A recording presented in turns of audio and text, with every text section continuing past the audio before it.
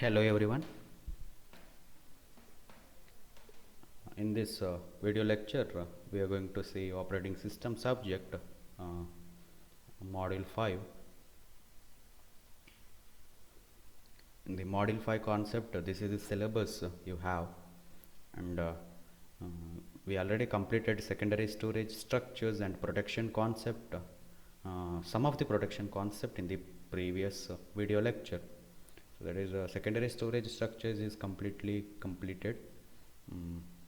Completed in the previous video lectures, and protection till we access matrix we completed. And this video lecture, that means today's video lecture, we are going to see implementation of access matrix, access control, and remaining things. Implementation of access matrix. So we know about the domain, we know about objects, and we know about resource, we know about another access permissions. Okay, access matrix, we have permissions. Okay, access permission in between, that is the access I comma j. That concept we seen in the previous video lecture. Now in this video lecture we are going to see how to implement that. That means how we are going to implement different access matrix. So different methods are there to implement your access matrix. So we've seen some of the concept. There is a copy, owner, and control concept. So again, actually there is a different format that is a different form of access matrix is copy, owner. Like that we have some of the methods. Okay, so one is a global table, and access list for objects, capability list for domain, and a locky key mechanism. We will go for first concept, there is a global table. In this global table, here just compare this table while explaining. This is the simplest implementation of access matrix. This is the very simple implementation, that is a global table. Here you can see this diagram. See, we have domain in the row, we have objects in the column. That particular box, that is a here we have access rights. So access I comma j, I represent your domain, j represent your object. So here we have read access, means D1, all the process in the D1 access, that means they're having read access on object O1. So consider we have here a write access, that means all the process inside D1 having a write access on O2. This is object. Okay, object or resource. Here domains, domain means set of users, set of procedures, set of process, any one of this. Okay, now here this is the simple implementation concept. A set of ordered triples. Triples means three things we have in one set. What are the three things? One is a domain name. What is the second name? Object name. What is the third one? Access right. So that three things combinedly we have one in one set. So that's why triples. Domain. So what is the domain name? What is the object name? And what is the particular access? Okay, that three things we have to mention in the global table. So that is maintained in the file. So if here consider, just observe this cursor, here we have one write access. Okay, write access. So how to maintain your global table? D1, because first is domain, so D1 comma, what is the second one? Object. So O2 comma, what is the access here? Write. So D1 comma O2 comma write. So that is the format we have in the global table. So like that we have in the different domains and objects, we have different access rights. So depend on that we are going to create one table, that is called global table. So we have to maintain one file for that. Whenever an operation M is executed on an object oj. Within the domain di, the table is searched for triples di, oj, rk. Di is domain name, oj is object name, rk is write access, access rights. If this triple, that means these three things, triple is found, the operation is allowed to continue.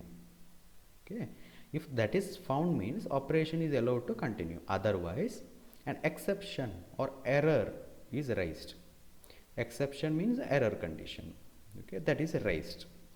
If that thing you not got in that particular access matrix, then you are getting, or d3 comma o1, so d3 comma o1 comma write, consider we have write, but here we don't have write, so at that time we are getting error. So if d1 d3 o1 read, so that three things is there means you will get that. Okay, so operation is allowed if there is any entry, operation is not allowed, then that means you are getting error if that is wrong or false. But in this case we have to maintain three things, right? One is domain name, object name and write access. So here one drawback is so we need a lot of memory to save this file, because we have to save three things, right? In order to save the three things, so many memory is required, lot of memory is required. So that is the disadvantage in the case of global table. So we have second one, that is called access list for objects. Access list means again I mentioned that same table here. So access list means actually we are mentioning in columns. So let us see that. Each column in the access matrix can be implemented as an access list for one object. We have one access list, okay, we have one access list that is mainly concentrated, or that access list is mainly created on one of the object. Like that, can you tell me how many access lists are here? 4. One access list for this, one access list for this, one is this, one is this. Totally 4 access lists is there. So that is given here. Each column in a access matrix can be implemented as an access list for one object. The empty entries are discarded. If there is any empty entry, we are going to discard that.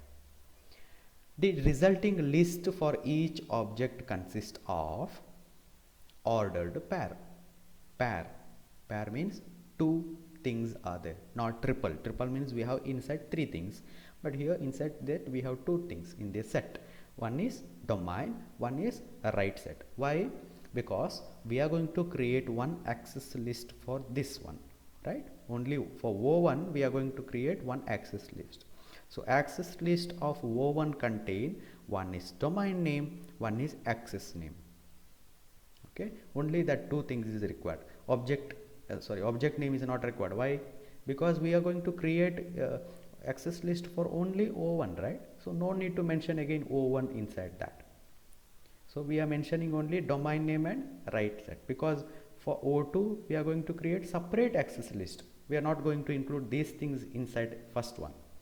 So for this we have separate, this we have separate, this we have separate. So if consider access list of O4 contain only entry, that is domain name, write set. So what is the domain name? D1. What is the write set? Consider read. D2 comma write, D3 comma print, D4 comma execute. Like that entry we have in the access list. Okay, it contains domain and write set. Only two things are there, that's why pair. It defines all the domain access right for that object. It defines all the domain access right for that object. For that particular object, all domain we have to mention there.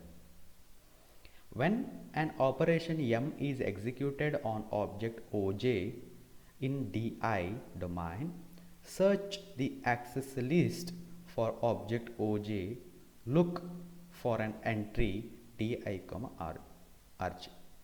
So if we are going for access list, particular object you have to take, and for that particular object we have to consider that access list. In that access list only we have to search that particular thing, domain name and access right.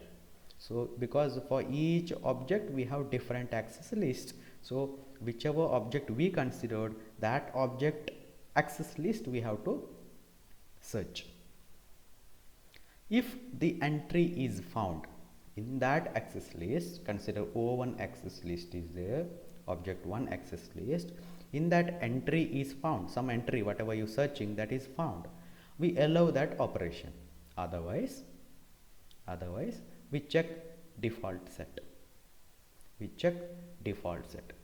That is same as the previous case. So if that is getting allow, otherwise we have to search again, or we have to check the default set. Okay, if m is the default set, we allow the access. Otherwise access is denied, that means error you are getting, and exception condition occur. Yeah, the same as previous, whatever we say explained in the global table. If that entry is there, okay, allow that operation. If that entry is not there, raise your error condition. Third form of implementation type is capability list for domains.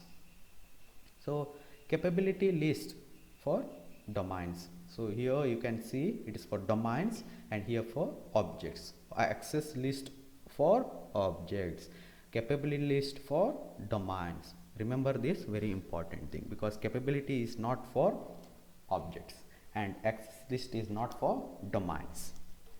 A capability list, what do you mean by capability list? Again I taken same diagram here, that is table, object is there in column, row we have domain. A capability list for domain is a list of objects together with the operation allowed on those objects. So there we considered here one access list for O1 for one object, another access list for O2 another object, like that we consider different object access list for each object, right? Like that. Here capability list means we are going to create one list that is called capability list for each domain. Okay, for D1 we have one capability list, for D2 we have another capability list, for D3 we have one, for D4 we have one, but we are not comparing here D3 D4, that is separate, capability list are separate, but in one capability list we have all 4 objects, you know that, because for D1 we are going to create one capability list. So tell me which one we are no need to represent D1 name, because for D1 itself we are going to create one capability list.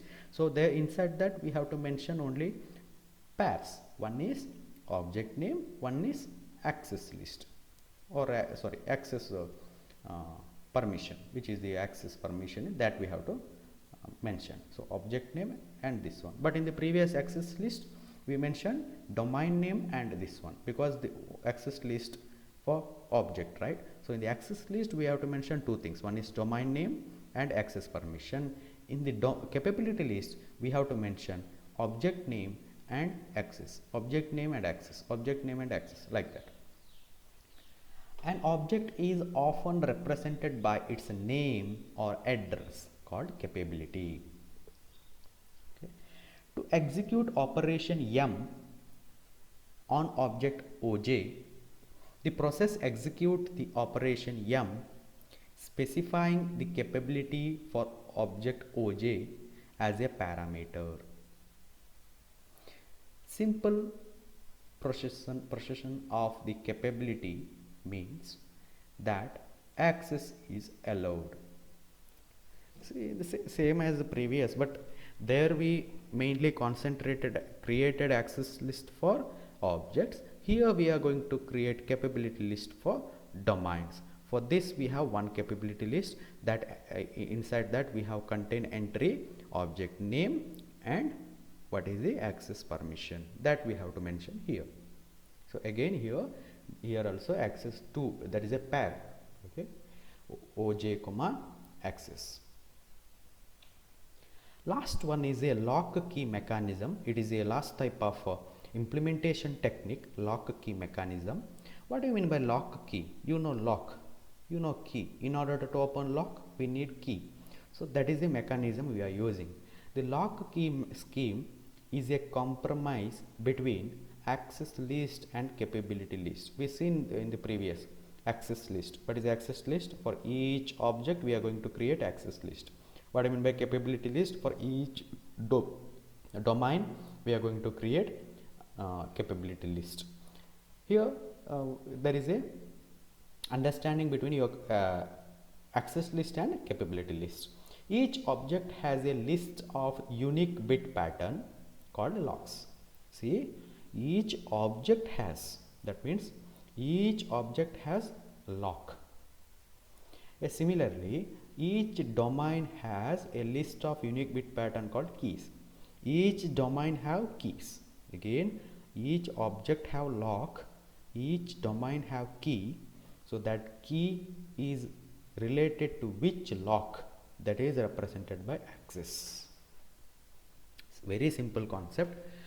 Here we have 4 objects, 4 locks we have, 4 domains, 4 keys we have. For that, in order to open that particular lock, which key we need? So row and column.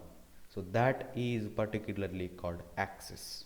The process executing in domain can access an object only if that domain has a key that matches one of the lock of the object. I think you understood this. Access. In order to open that key, open that lock, we have any one of the key here. So which key is related to that lock, that particular column, particular box is called access right. So this is called lock key mechanism. Now let us go for access control. So what you mean by access control?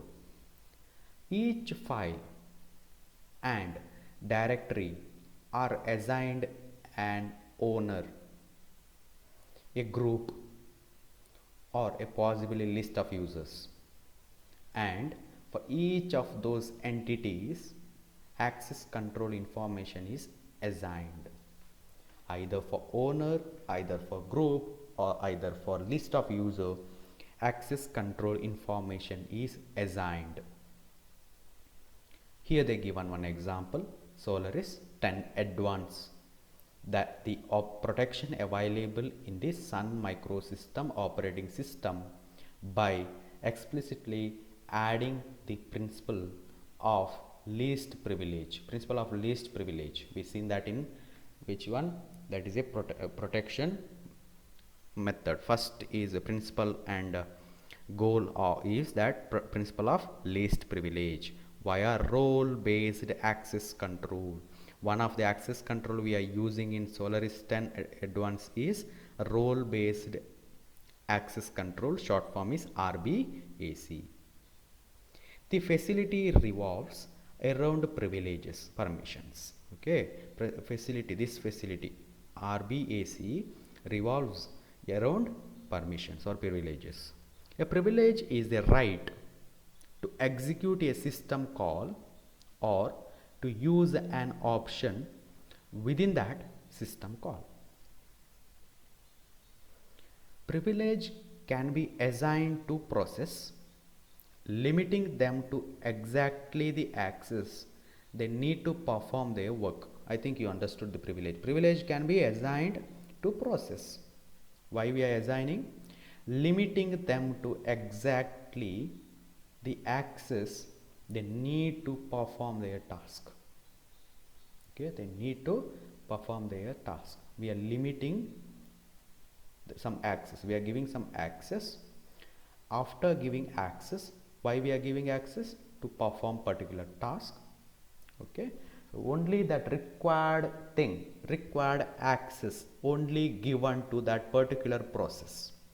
We are not giving many access. Required access only we are giving to that particular process to perform their task.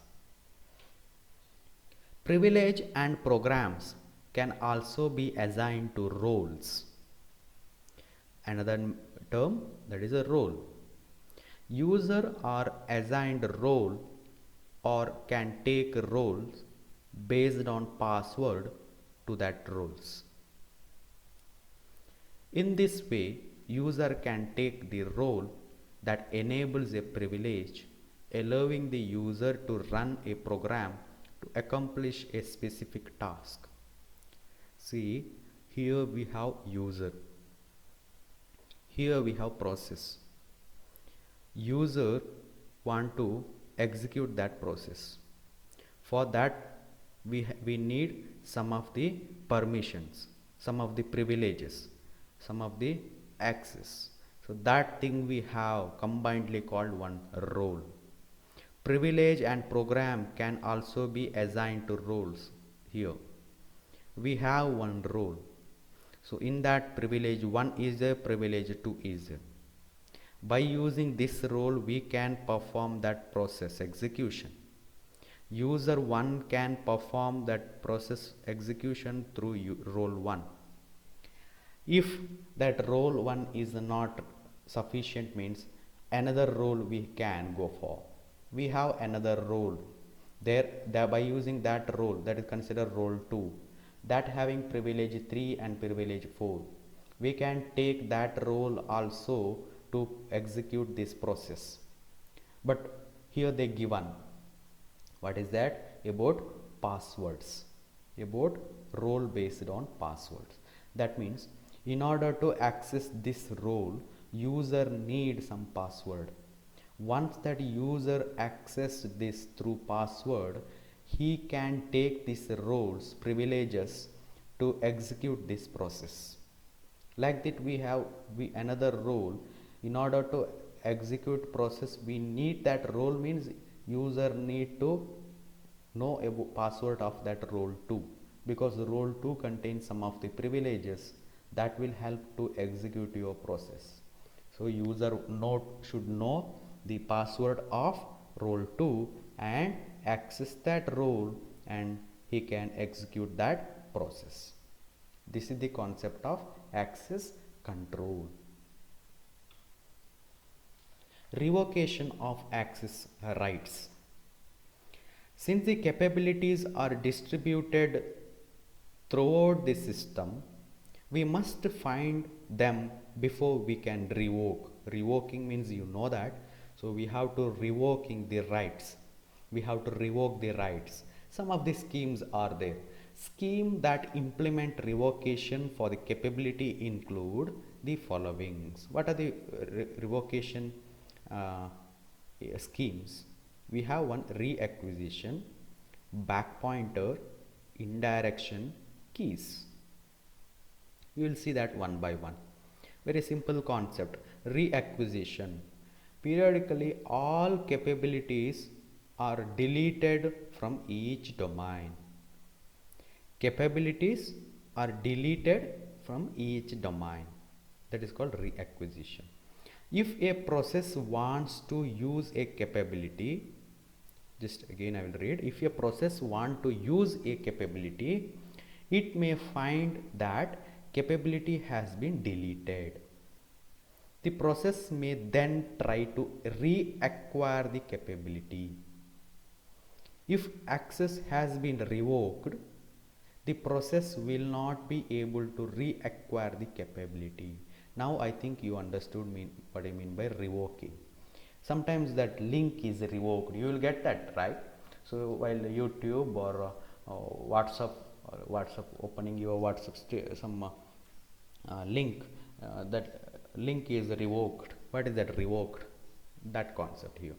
Here the process wants to use capability, it may find that capability has been deleted. Okay, capability is deleted.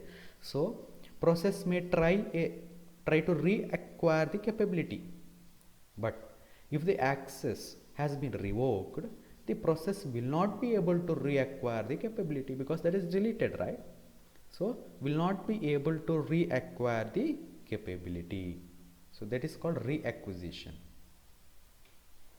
Back pointer. A list of pointer is maintained with each object pointing to all capabilities associated with that object. particular object, we have column object, a row is domain, right? We see that in previous tables. Row is domain, column is object.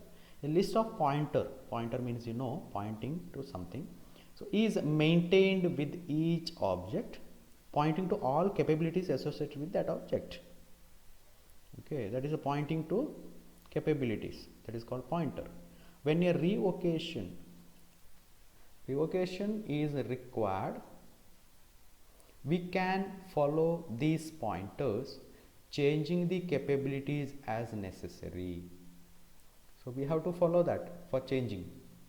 Okay, so we have to when revocation is there, then at that time pointer should change their capability, so that is called back pointer. Now indirection, the capabilities point indirectly to the object. Capability means capability means in terms of domain, so capability point indirectly to the object. Each capability points to unique entry in a global table. Each capability is unique entry in the global table. Global table means what is that? Row, column. Row contain domain, column contain object. So global table contain 3 triples. What is that triples? One is domain name, object name, and access right. So each capability points to unique entry in a global table, which in turn points to the object. Okay, because capability point to indirectly to object, right? So that is called indirection. We implement revocation by searching the global table. We are searching the global table for the desired entry and deleting it. Okay, searching desired entry and deleting it. Then when an access is attempted, the capability is found to point to an illegal table entry. Okay, if that is deleted, then you will get illegal table entry. That is called indirection. Now keys. This is another method. Okay, 3 methods we have in the revocation. That is a keys. A key is a unique bit pattern that can be associated with the capabilities. That is a bit pattern, keys. The key is defined when the capability is created, and it can be neither modified nor inspected by the process owning the capability. Okay, whichever capability owner is there, right, that is inspected by process owning the capability. A master key, master key is associated with each object. Anyway, we know this key, lock key mechanism. Lock is there with the one thing, key is there with the another thing, right? That is a lock key mechanism. So master key is associated with each object. It can be defined or replaced with the set key operation. When the capability is created, when you are going to create capability, the current value of the master key is associated with the capability. Master key is there with the object, right? So when a capability is created, current value of the master key is associated with the capability. When the capability is exercised, its key is compared with the master key. So capability is exercised, your key, whatever your key is, key and master key is compared. If the key matches with the master key, okay, if the key matches, the operation is allowed to continue. Master key and your key is matched, then operation is continued. Otherwise, again error is raised, that is exception is raised. A key based scheme, the operation of the defining keys, inserting them into list and deleting them from the list, should not available to all user. In this key based scheme, operation of defining keys, what are the operations? Inserting some list, deleting, that option is should not available to all users. Okay, why we are going for this key based scheme? that means key, that whoever having key, particular master key, then only they can delete, create, insert, everything. So that is a key based mechanism. Now we have another concept called capability based system. What do you mean by capability based system? We have two actually survey on this. Scientists done some survey on this capability based system. We have two example survey here. One is a Hydra, one is a Cambridge. Okay, Cambridge CAP system, one is a Hydra system. Here survey of two capability based protection system is done. One is a Hydra, one is Cambridge CAP. What do you mean by Hydra? Hydra is the capability based protection system that provides considerable flexibility. First point is it is flexible. Hydra system is flexible. That is the first point. Fixed set of possible access rights is known to and interpreted by the system. A fixed set of possible access right is known as interpreted by. These rights include such basic forms of access as a right to read, write or execute a memory segment. There is a basic some form of rights are there. There is access rights.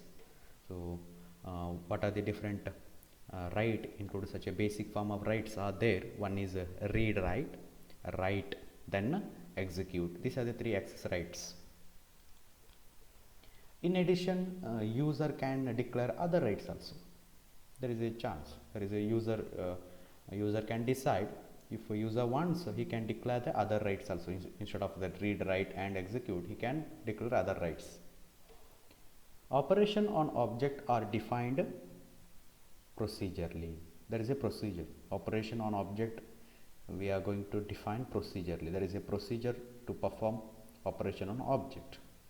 The procedure that implement such operation are themselves a form of object, and they are accessed indirectly by the capabilities.